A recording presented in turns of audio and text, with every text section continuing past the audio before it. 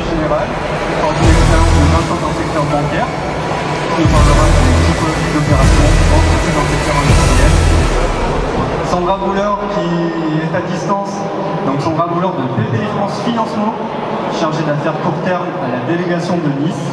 BPI France qui a été un relais dans la mise en œuvre des dispositifs de soutien aux entreprises dans le cadre de la gestion de crise, mais aussi renommé pour être la banque de l'innovation. David Dominguez du fonds d'investissement Sud Rebond qui va nous expliquer la spécialisation de son fonds, son identité et ses modalités d'intervention. Antoine Cross du fonds d'investissement Sud Horizon qui va nous parler des accès des entreprises pour les opérations visant l'ouverture de capital. Et la CCI, représentée par Gabriel Bronze, qui intervient dans l'accompagnement des entreprises et qui conseille et oriente les entreprises en fonction des dispositifs mobilisables. Pour traiter de l'accès au dispositif de financement de son projet industriel, nous allons répondre à différentes questions. Comment et pourquoi identifier les sources de financement en fonction des besoins? Quelles sont les modalités d'intervention des différents financeurs à destination du secteur industriel en prémutation? Et enfin, comment les entreprises peuvent accéder à ces différents dispositifs? Donc pour rentrer dans le vif du sujet, on va démarrer le tour de table. Pierre Pic, s'il vous plaît, pourriez-vous nous dresser un panorama de l'activité industrielle au niveau national et régional et finalement nous indiquer quels ont été les dispositifs qui ont été mis en place pour répondre à la crise sanitaire? Écoutez, je vais me rapprocher un peu du micro. Oui, alors ça va comme ça, oui, c'est-à-dire. Donc en fait, je voulais vous parler, faire un petit point de conjoncture, notamment au niveau de l'industrie, puisque c'est ce que vous m'avez demandé. Donc grosso modo, au niveau de l'ensemble de l'industrie, le taux d'utilisation des capacités de production se maintient au niveau d'avant Covid, c'est-à-dire à 79%. Qu'est-ce qu'il y a à noter, c'est que les niveaux d'activité sont très hétérogènes, donc essentiellement avec des secteurs qui sont revenus dans le niveau d'avant-crise, donc l'industrie agroalimentaire ou l'industrie chimique, et par contre il y a des secteurs qui souffrent comme l'automobile, l'aéronautique ou les autres transports. Par contre, deux impacts importants sur toute cette reprise d'activité, c'est tout d'abord le prix des matières premières et l'impact en fait, d'une certaine pénurie, notamment en termes de composants électroniques. Ça, c'était pour brosser, grosso modo, la partie conjoncturelle. Est-ce que vous voulez que je précise certains points particuliers? Oui, qu'est-ce qui a été mis en place finalement à destination des entreprises pour les soutenir justement dans ces moments difficiles par rapport à cette conjoncture mondiale? En fait, il y a eu toute l'aide qui a été mise en place pendant le Covid et puis surtout le plan de relance qui a été mis en place un peu plus tard. Et notamment le plan de relance, en fait, sur les 3 points du plan de relance, il y a l'écologie, la compétitivité, la cohésion sociale et territoriale. Et en ce qui concerne notamment la compétitivité, il y avait 2 aspects qui étaient importants. C'était la modernisation des lignes de production, notamment avec des aides massives qui ont été mises en place. Et il y a eu également une partie sur des projets industriels dans les territoires, notamment en termes de zones industrielles ou de zones en reconversion. D'accord, on y reviendra un peu plus tard. Sandra Rivoiron, afin de compléter l'intervention de Pierre, pourriez-vous nous dresser un constat pour le département et décrire les actions de la région Sud? Oui, pas de problème. Bonjour à tous. Je ne vais pas m'étendre beaucoup sur ce que vient de dire Pierre. J'en rejoins les propos qu'il a eu. Le secteur industriel est surtout impacté aujourd'hui par tout ce qui est commence à avoir le prix de matières premières et également les difficultés au niveau du recrutement. Sinon, autrement, par rapport au dispositif de la région, donc, comme je disais, la région intervient à plusieurs titres dans le secteur industriel. On a différents dispositifs, des dispositifs assez généralistes qui vont accompagner tout ce qui est direct à un développement, à l'ancrage via le dispositif de poursuite d'attractivité ou en cas de difficulté les poursuites défensives. Et on a également des dispositifs qui s'adressent uniquement au secteur de l'industrie qui sont tous spécialisés, tels que par Fonction d'industrie 4.0 qui accompagne vers l'industrie du futur, les porteurs de projets. Et on a également des financements qui vont être type fait participer participatif et plus de participation au capital via notre SAS, les agences d'investissement. D'accord, donc des interventions on va dire, assez hétérogènes. Assez hétérogènes et également suite au plan de relance, pardon, on a le PACSU de relocalisation qui accompagne justement les entreprises qui souhaitent se relocaliser sur le territoire régional, soit qui sont déjà présentes et qui souhaitent favoriser, on va dire, un sourcing territorial, Local, oui. local tout à fait, ou des entreprises qui souhaitent bien se réimplanter sur le territoire. D'accord, intéressant. Merci. Laurent Zucker, si on se tourne maintenant du côté des banques de financement, sur quel type d'opération finalement la Société Générale intervient dans le domaine industriel? Alors sur le domaine industriel, les banques, Société Générale en particulier, OPG en général, interviennent sur tout secteur d'activité, tant en haut de bilan qu'en bas de bilan, avec une activité un peu particulière sur les derniers mois du relais en fait, de l'État sur les budgets. On continue encore à porter et maintenant dans le cadre du plan de relance sur les PPF, renforcement de quasi-financement. Sinon, pour revenir sur notre métier classique, on intervient dans le grand client qui peut être en relais, en complément aussi des investisseurs publics, privés, sur les prises de participation, la introduction sur les marchés financiers, également sur de la dette immobilière, de la dette moyen classique, et puis sur les sujets financement du besoin avec tout un panel de financement à court terme, d'accompagnement aussi à l'international, de développement export et aussi au financement de l'importation. Et puis en ce moment avec des problématiques de décalage en fait, de cycle d'exploitation liées à l'économie sur les matières premières, sur les problématiques de transport pour tout ce qui est grand international. Là il faut avoir des solutions un peu plus particulières, un peu plus allongées, parce que les cycles d'exploitation deviennent un peu différents de ce qu'on a l'habitude de faire. Ça joue aussi sur la compétitivité prix des entreprises. Tout à fait. C'est problématique. Plus des matières premières, plus des transports. On va changer. On va le faire passer 3 $, en 6 mois, ça change un peu le schéma d'exploitation, génération de D'accord, oui, effectivement, on peut se demander si on est en pouvoir de négocier aujourd'hui, on est plutôt content d'être livré. Je pense que c'est un peu. On peut avoir Il faudrait cette idée. l'avis des entreprises là-dessus, mais c'est un peu ça, c'est déjà d'être en capacité de payer pour continuer la recherche. Tout à fait. Et à eux d'essayer. Et là, on a aussi une solution aujourd'hui à essayer d'apporter aux entreprises sur comment leur apporter de la trésorerie pour être en capacité de saisir les opportunités aussi qui se présentent déjà et qui peuvent se présenter en période de crise. D'accord, c'est noté. Merci Laurence. Sandra, est-ce que vous êtes là? Oui, je suis là, je ne sais pas si vous m'entendez. Ah, bah oui, parfait, parfait. Vous êtes bien présente parmi nous, tant mieux. Tout va bien? Oui, tout va bien, je vous remercie de m'accueillir, même si c'est à distance. Malheureusement, je n'ai pas pu être présent avec vous aujourd'hui. Pour faire suite, du coup, sur donc Sandra Pouler de BPI France, pourriez-vous nous présenter à votre tour les dispositifs qui sont offerts aux entreprises industrielles chez BPI France, notamment sur l'innovation, qui est quelque part notre cœur de métier, et l'export. Et puis finalement, on voit émerger aussi un ensemble de communautés, comme la French Tech, et on voudrait préciser quel est le rôle finalement de ces communautés sur le tissu industriel français. Oui, bien sûr. Alors, pour vous situer, effectivement, BPI France, Banque publique d'investissement, finance et accompagne donc les entreprises à chaque étape de leur développement, que ce soit en crédit, en garantie, en innovation via différents avances remboursables, différents financements adaptés à des sociétés innovantes et également en fonds propres.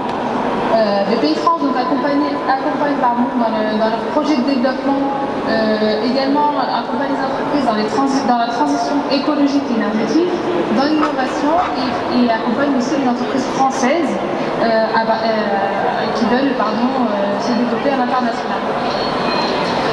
En complément aussi, on propose donc aux entreprises en partenariat avec les cabinets de conseil et les organismes de formation des solutions d'accompagnement adaptées aux startups, aux TPE, aux PME et aux ETI. L'objectif vraiment de BPI France, c'est de dynamiser et rendre compétitive l'économie française.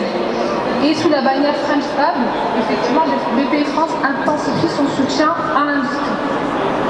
Elle accompagne ainsi la modernisation, l'export, la transformation digitale des entreprises industrielles françaises. Donc French Fab, pour faire simple, c'est une communauté d'entreprises qui ont une volonté de développer l'industrie française et de mettre en avant les savoir-faire français.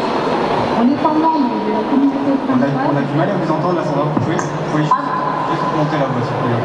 Oui, pardon, vous m'entendez? Là, ouais, c'est mieux. Ah, pardon, autant pour moi. En étant membre de la communauté French Fab, les membres s'engagent en innovation comme levier de développement, s'engagent également à moderniser les moyens de production, à adapter également l'organisation du travail aux nouvelles pratiques, à s'engager également dans la transition écologique et énergétique et à conquérir de nouveaux marchés via l'international. D'accord. Moi, voilà. Je ne sais pas si vous m'entendez très bien, parce que ça a été plutôt clair. Oui, merci pour la présentation, Sandra. On va se connecter de toutes les manières. David, bonjour. À votre tour, pouvez-vous, s'il vous plaît, présenter le fonds d'investissement Sud Rebond, sa spécialisation et ses modalités d'intervention? Bonjour à tous. Donc, David Dominguez, effectivement, je suis de Connect, qui est une société de gestion créée par 4 entrepreneurs. Et on a lancé un fonds d'investissement qui vient d'être lancé il y a quelques semaines à peine, qui a été abondé par une douzaine d'institutionnels, 3 réseaux bancaires, la CCI, notamment qui nous fait confiance, et une quarantaine de chefs d'entreprise de la région. Et notre fonds a pour vocation de permettre la transmission d'entreprises du territoire, quel que soit leur secteur d'activité. On va accompagner les dirigeants, soit en amont de la phase de transmission, soit pour permettre la transmission en trouvant éventuellement de nouveaux entrepreneurs, et d'accompagner cette phase-là en amenant le capital nécessaire et le conseil nécessaire pour gérer cette phase de transition. Merci. Antoine Cross, même exercice, s'il vous plaît. Bonjour à tous, Antoine Cross, Smart Capital. Donc effectivement, Smart Capital est aussi société de gestion. Je ne sais pas si vous l'entendez. Le micro a l'air de marcher. Oui, se rapprocher. Donc une société de gestion régionale, présente à Marseille et à Nice. On accompagne également les dirigeants du territoire en fonds propres et quasi-fonds propres dans leurs projets de développement et de transmission. On a une intervention plutôt en tant que minoritaire actif et obligataire, qui permet de répondre à leurs projets de développement ou de transmission et d'avoir un appui au niveau local sur cette partie fonds propres qui est souvent un petit peu oubliée par les dirigeants industriels qui se tournent naturellement vers les banques, mais également les acteurs locaux sur lesquels ils peuvent s'appuyer pour renforcer leurs fonds propres et mener à bien leur projet de croissance. Chez Smart Capital, donc on intervient sur tous les stades du développement, également sur les sociétés en lancement avec le dispositif de RSI, Région de Sud Investissement, mais on se concentre évidemment sur les PME et évidemment les PME industrielles, pouvoir leur apporter dans leur projet de croissance organique ou externe les fonds propres qui vont compléter leur plan de financement. D'accord. Merci pour la présentation. Je terminerai par la Chambre de commerce et d'industrie. La CCI accompagne et conseille les entreprises aussi dans leur recherche de financement, que ce soit au niveau bancaire, au niveau des aides et subventions, du crowdfunding aussi, on le voit, des levées de fonds avec de l'ouverture de capital. Nous avons une expertise en interne aussi et des équipes proches du terrain et de la réalité. on connaît la cartographie des financements et on a la possibilité d'aiguiller les chefs d'entreprise dans leur recherche de financement. Dans un souci de gain de temps, évidemment, pour se concentrer sur le cœur de métier, et d'optimisation également. Tout cela est donc naturellement permis grâce à une relation de proximité avec de réels partenariats avec les financeurs, ce qui augmente les chances de succès dans la levée de fonds. Voilà, tout ceci pour dire que nous avons l'ensemble des dispositifs qui sont mobilisables au niveau local. C'est très important. Et cette table ronde est assez représentative de tout cela, de cet écosystème financier local. Pas besoin de délocaliser nos recherches pour atteindre les objectifs, c'est quelque part le mot d'ordre. Voilà. Donc après l'exposé, si vous voulez, des différentes réponses en matière de financement, on va traiter des problématiques. Comment et pourquoi identifier les sources de financement en fonction des besoins, ce qui revient à dire quelles sont les difficultés auxquelles les entreprises industrielles sont confrontées aujourd'hui. Comme on l'a évoqué, si on prend le prix du fret par exemple, qui a augmenté énormément ces 10 dernières années, qui impacte la trésorerie des entreprises, on a des retards de livraison, des coûts de stock qui peuvent être aussi associés avec des problématiques foncières, l'augmentation des prix des matières premières qui affecte la compétitivité. On peut se demander finalement quel est le véritable besoin. Est-ce que c'est un besoin opérationnel ou est-ce que c'est plutôt une orientation stratégique? Quand on regarde de plus près l'axe compétitivité de France Relance, on parle beaucoup de relocalisation. Quelles sont les réponses finalement à tout cela? On l'a évoqué succinctement tout à l'heure, pardon. Est-ce que vous pouvez apporter des précisions là-dessus, Pierre-Philippe, s'il vous plaît? Oui, bien sûr. En fait, il y a deux dispositifs qui sont plus spécialement mis en place là pour ces relocalisations. Il y a eu un appel à projet qui s'appelait Résilience, donc qui était mis en place pour favoriser en fait l'indépendance nationale à travers des projets qui pourraient être relocalisés avec une forte intervention publique. Là, c'est un appel à projet qui est clos et on a un certain nombre d'entreprises du territoire qui en auront bénéficié. Le deuxième point, c'est également la partie site industriel clé en main. Donc, je vais vous donner deux éléments, en sachant que c'est aussi un appel à projet pour la sélection de sites particuliers qui sont immédiatement disponibles et pour lesquels les procédures relatives à l'urbanisme, l'archéologie préventive et l'environnement étaient anticipées. Le principe, c'est d'avoir des aires d'accueil pour les entreprises qui souhaitent définitivement s'installer. Alors pour le territoire des Provence-Alpes-Côte d'Azur, on a essentiellement des sites qui sont localisés dans le 83 ou dans le 13 ou dans le 84 et malheureusement pas dans le 06. Ouais.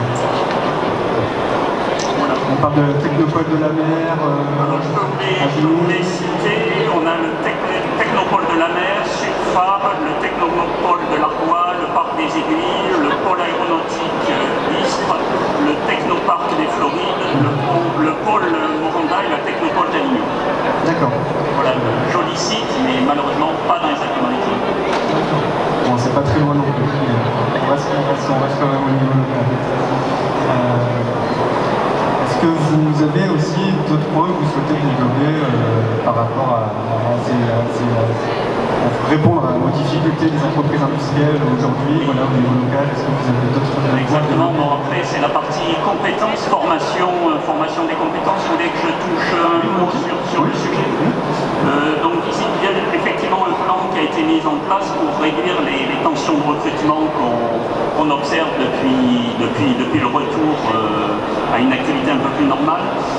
Donc notamment, il y a un plan qui est destiné sur octobre à former et renforcer les compétences, donc essentiellement pour favoriser des salariés et des reconversions professionnelles pour des secteurs qui auraient des difficultés, avec un dispositif qui permet de prendre en compte les salaires et les charges sociales par l'État pendant 24 mois, le temps que les salariés se forment à d'autres activités.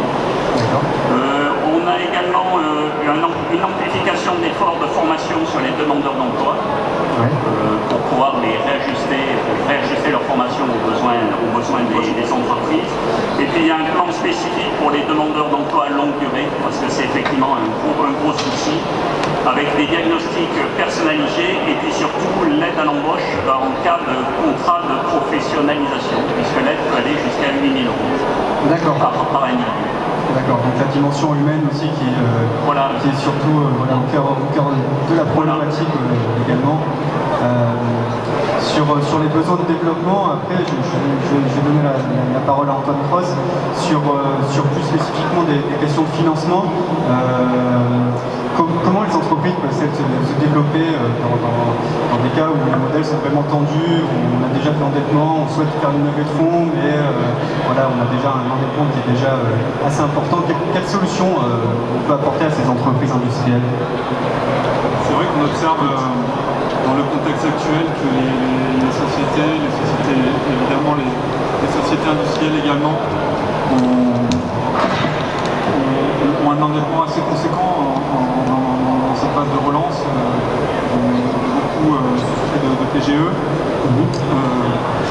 Et aujourd'hui on n'a pas encore commencé à le rembourser. Et c'est vrai qu'il y a un besoin en fonds propres et fonds propres de se faire sentir pour pouvoir continuer à investir, ne pas obérer les capacités d'investissement et de déploiement de nos sociétés du territoire. Et c'est là que les sociétés de gestion et les fonds régionaux tels que les nôtres peuvent apporter un plus. Pas apporter un plus, je sais pas si vous m'entendez bien, oui. Vraiment je suis très proche. Et donc à ce moment-là, il faut pouvoir donc, dans un plan d'investissement qui soit sur l'augmentation des capacités de production, sur l'identification et l'acquisition d'une croissance externe. Aujourd'hui, le bilan est en général assez pondéré sur le bas de bilan. La dette prend une part assez importante.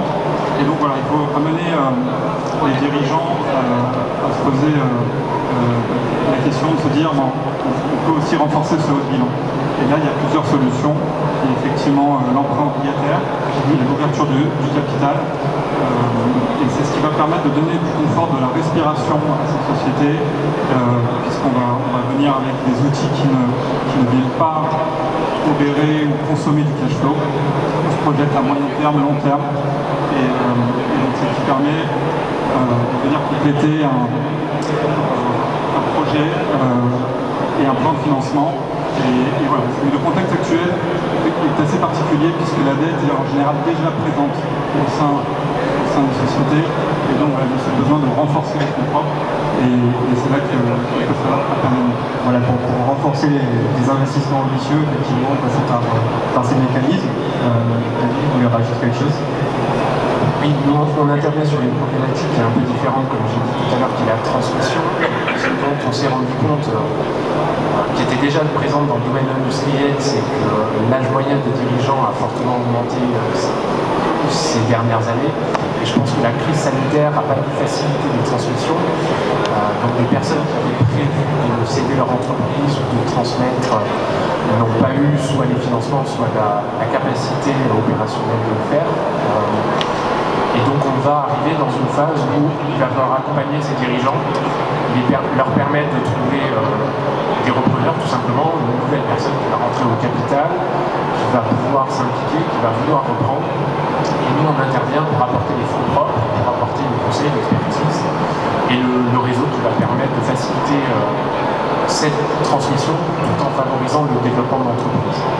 Et je pense que quand on voit le tissu industriel, local et régional, il y a un vrai sujet aujourd'hui à essayer dans cet accompagnement à la transmission de nos PME. D'accord, merci.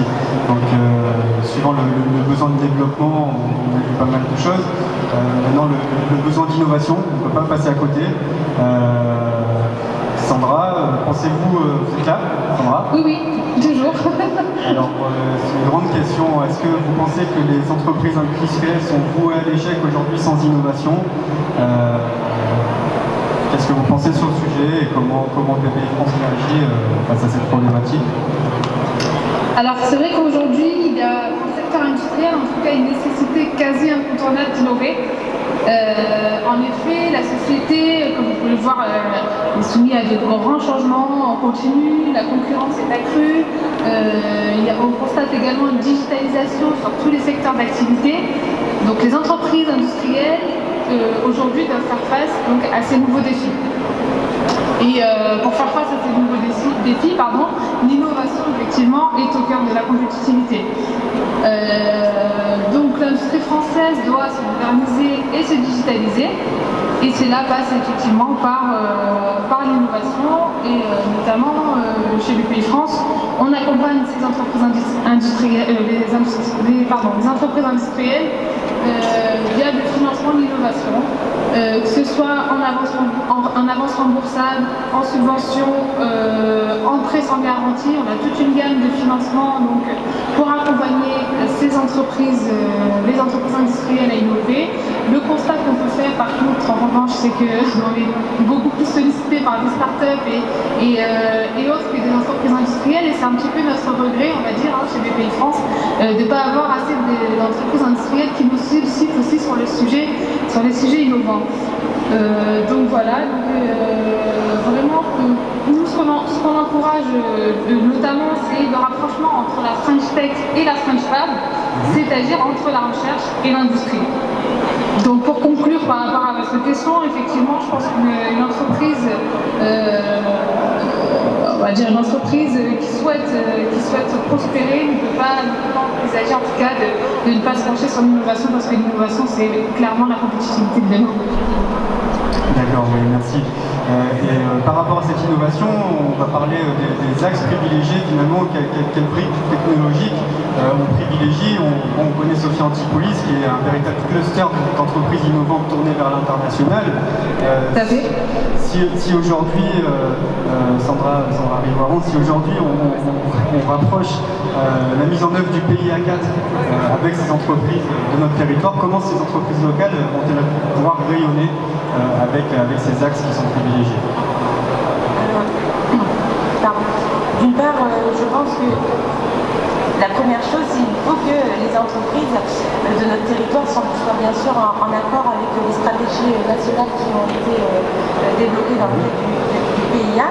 Donc à savoir la cybersécurité, la technologie quantique, l'hydrogène, l'enseignement numérique, les durables, la biothérapie, la santé numérique, les maladies infectieuses, la 5G et le recyclage. Donc bien entendu, si ces entreprises veulent s'inscrire dans le PIA 4, il faut bien entendu que ça réponde à ces stratégies-là. Autrement, au niveau régional, il n'y a pas de brique que l'on va mettre plus en avant qu'une autre. Il faut bien entendu que le projet soit en cohérence avec les politiques de développement territorial, à savoir tout ce qui est transition écologique, le plan climat et également nos politiques de développement économique. D'accord, oui, donc tout ce qui est en lien avec la transformation écologique, la transformation numérique, n'est pas vraiment d'axe privilégié, même si on a quand même une feuille de route. C'est un programme qui n'est pas encore établi complètement. Alors pour le PIA, le PIA 4 c'est un plan national, il y a un pendant régional qui n'a pas encore été défini, c'est le projet d'innovation qui est co-instruit avec l'État notamment, donc co-instruction État-région et les partenaires privilégiés et BPI, puisque c'est BPI qui recense les dossiers et la première instruction. Donc ce pendant-là n'a pas encore été déterminé, mais en attendant, on a au niveau régional le projet régional d'innovation qui permet tout de même d'accompagner les entreprises innovantes. D'accord, merci. Et la place du Made in France dans tout ça? La place du Made in France, c'est pareil, c'est quelque chose qui va... Enfin, le Made in France est, on va dire, un label, si on va dire ça comme ça, qui est mis en avant, qui va être valorisé dans un projet. Bien entendu, au niveau de la région, on va valoriser le Made in France, mais on va également valoriser le Made in local et tout ce qui est circuit court. Mais voilà, c'est pour ça notamment que la région a sorti le bac de localisation pour essayer de rendre le territoire de l'entreprise. D'accord, merci beaucoup. Quelles sont finalement les modalités d'intervention de ces différents financeurs à destination de ce secteur industriel en pleine mutation? On va parler de dette bancaire type senior, on va parler de dette junior. Laurence Duclerc, vous pouvez nous nous éclairer sur les caractéristiques de la dette senior? Alors, moi je vais plutôt vite parler de l'intervention, je ne sais pas si on m'entend, comme ça aussi, d'une intervention plus globale en fait, des entreprises via notre dispositif Société Générale Entrepreneur, où on est tant sur la dette senior que sur le bas de bilan.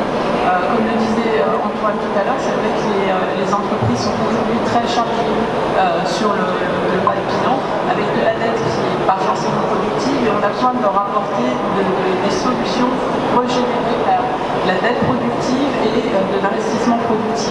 Donc nous, au travers de ce dispositif, on intervient en direct ou au travers de partenaires avec lesquels on travaille, qui peuvent très bien être des sociétés, enfin des fonds, pour apporter des solutions de recherche d'investisseurs, de recherche de cibles aussi, de croissance externe, trouver des solutions de dette intermédiaire, des choses comme ça, et aussi de prise de participation, soit en direct via notre filiale en fait, de fonds d'investissement, soit en étant le relais de fonds comme peut-être d'Antoine ou d'autres on a l'habitude de travailler. Nous, on n'intervient jamais uniquement en participation volontaire pour essayer de trouver des solutions long terme qui apportent du cash flow aujourd'hui sans avoir une sortie en face l'année suivante en fait. Voilà. Essayer de trouver d'autres solutions que la dette classique.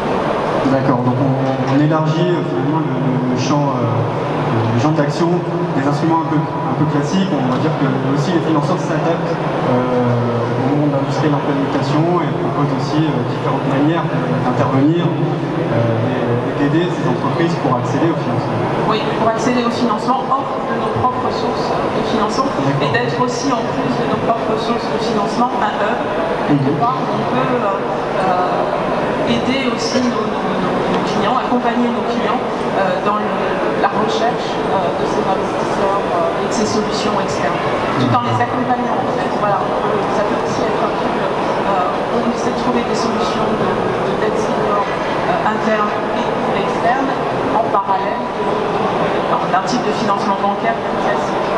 D'accord, merci.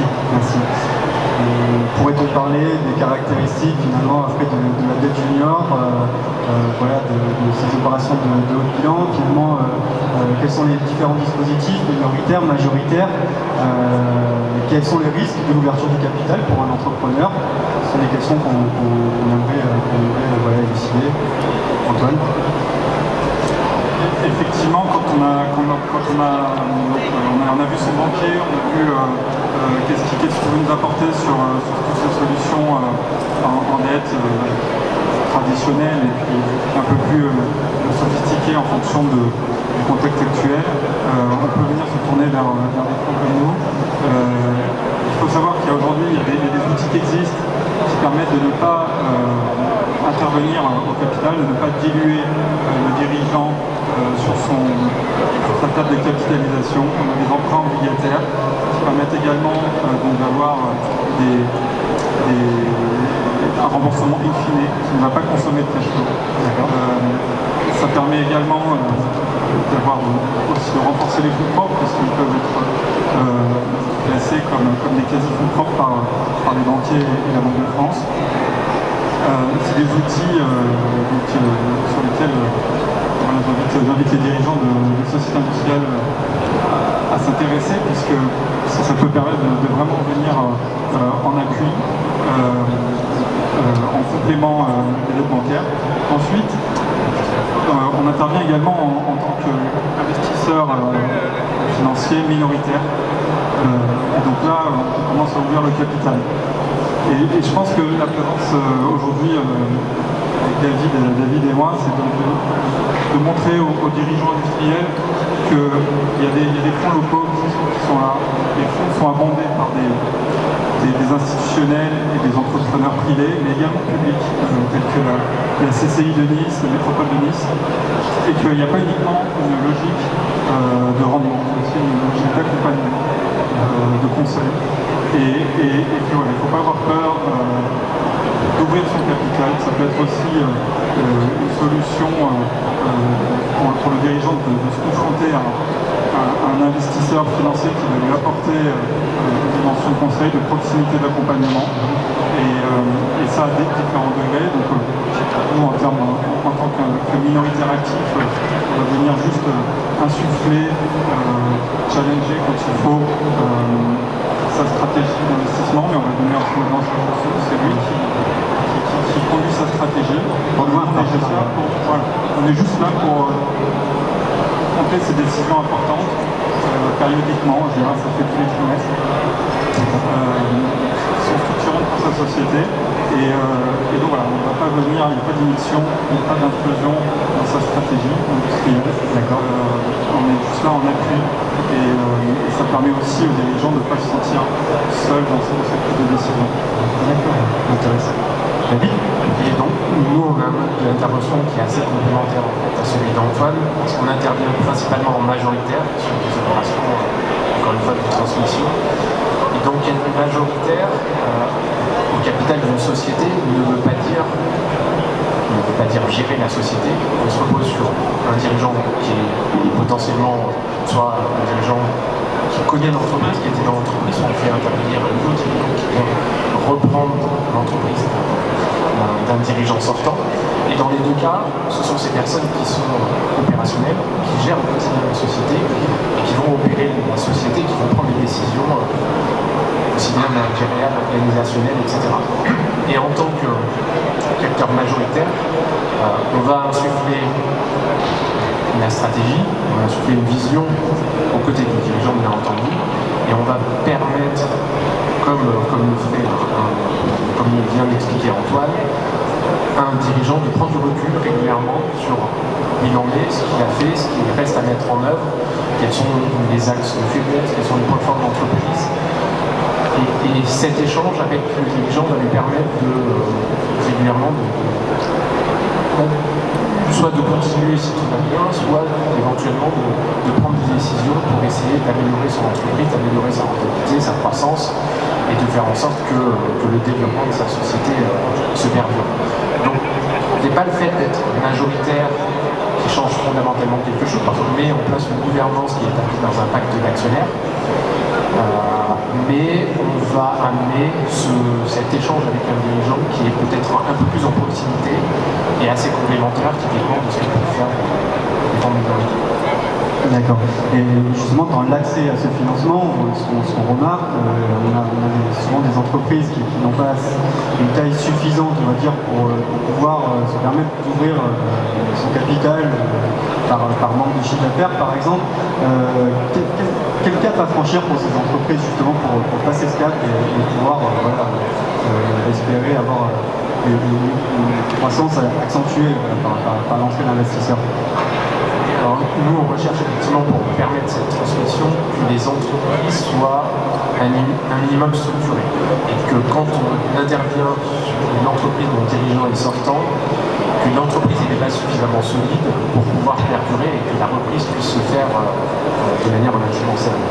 Et donc, on a quantifié, ce sont des chiffres empiriques, mais à 5 millions d'euros de chiffre d'affaires, la taille minimale pour pouvoir intervenir nous, en tant que repreneur de l'entreprise. Après, le seuil maximum n'est pas forcément défini, mais il faut qu'il y ait un minimum d'activité, de rentabilité, de base d'actifs au sein de l'entreprise pour se dire que si le dirigeant est sortant, l'entreprise pourra perdurer et ne repose pas uniquement sur la personne qui est en train de. D'accord. Et toujours dans l'accès au financement, cette facilité, est-ce qu'on pourrait parler peut-être des bonnes pratiques ou des standards? On l'a déjà vu sur les axes d'orientation, mais plus on va dire au cas par cas, quelles sont les bonnes pratiques pour réussir son dossier de financement sur le terrain, finalement? Si je devrais me positionner point de vue région, institution régionale, bien entendu, alors d'une part, j'ai envie de dire, l'outil de financement qui va être sollicité, ça ne va pas forcément être les mêmes prérequis. Mais de manière générale, généralement, que ce soit un projet qui soit créateur de richesse pour le territoire, je pense, donc, soit créateur d'emploi, soit créateur de richesse pure, que l'entreprise, bien entendu, soit en bonne santé. Alors l'entreprise peut rencontrer des difficultés conjoncturelles et la région va pouvoir l'accompagner, mais il ne faut surtout pas que l'entreprise soit inscrite d'ores et déjà dans des difficultés de type structurel, par exemple déjà inscrite dans une procédure judiciaire ou autre. Et ensuite les bonnes pratiques, c'est bien entendu présenter à une stabilité prévisionnelle, un plan de financement cohérent. C'est déjà un bon début, je pense. D'accord, donc de la cohérence, de la création de richesse, de l'emploi. Tout à fait. Et après, le mieux du mieux, entre guillemets, c'est si l'entreprise a la possibilité, bien entendu, d'être accompagnée pour monter un dossier ou du moins pour avoir les bons conseils. Et pour ça, il y a de nombreuses structures gratuites ou payantes, bien sûr, qui sont là pour accompagner les entreprises dans cette démarche de recherche de financement. Oui, d'ailleurs, il y a des intermédiaires de proximité. C'est le rôle aussi de la CCI qui offre un véritable soutien aux entreprises dans la recherche de financement. Elle joue le rôle de porte d'entrée pour orienter vers les solutions les plus adéquates. N'hésitez pas à nous appeler pour parler de vos projets de financement ou d'investissement. Un accompagnement sur mesure peut être proposé afin de vous faire gagner du temps et de l'argent. Pour finir, donc Laurence Vanin va nous faire un petit exposé rapide. Voilà, on vous laisse la parole. Petite minute. Oui, je vous remercie de me l'avoir laissé aussi longtemps. J'avoue que j'ai été perplexe de rester là à vous écouter. J'aurais aimé que vous me donniez la parole. Oui. En tout cas, ce que je tenais simplement à dire, c'est que le monde de la finance est un monde qui est utile effectivement à l'entreprise parce qu'elle doit sous-tendre les actions et les propositions de chacun. Je tenais à dire aussi que quelque part, la finance est là pour réenchanter les territoires et pour accompagner les projets. Mais on doit aussi envisager que la finance doit être vertueuse et pas simplement un espèce de support de toutes les innovations, lorsque les innovations peuvent à un moment ou à un autre se retourner contre l'humain. C'est pour ça qu'il y a aussi des projets financiers qui peuvent et qui s'inscrivent aussi d'ailleurs dans la démarche écologique ou en tout cas dans le soutien d'une politique du développement durable. Il faut le dire aussi, la finance ce n'est pas que corrompue. Par contre, c'est vrai qu'on se rend compte, et je m'en suis rendu compte encore aujourd'hui, que la parole de nos philosophes est toujours une parole compliquée, notamment lorsqu'il est question de finance, parce qu'on ne nous attend pas là.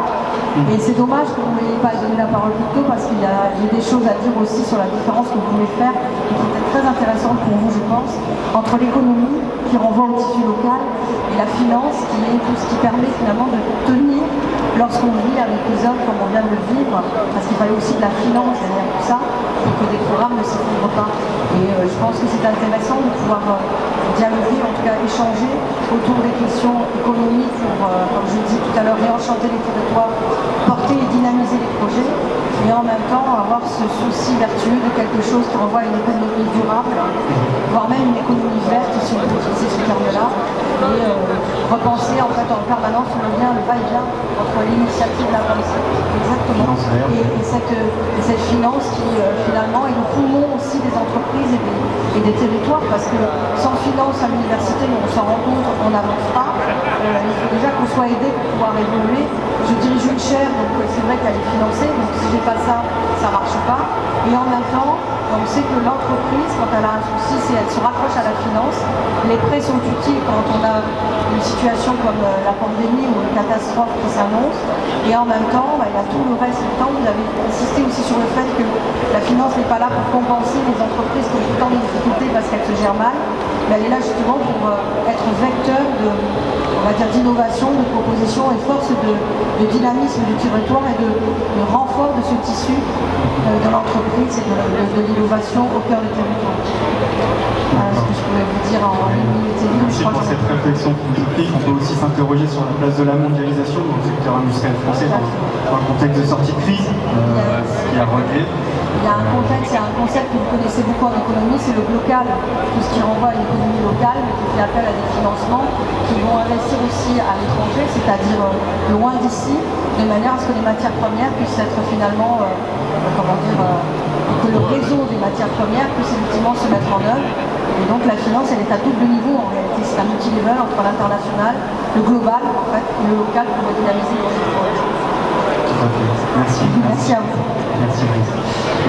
Merci de votre présence à cette table ronde, riche en réflexion. On espère pouvoir se retrouver sur d'autres thématiques intéressantes, toujours dans le but de faire avancer notre région. Merci à vous. Merci. Au revoir. Merci.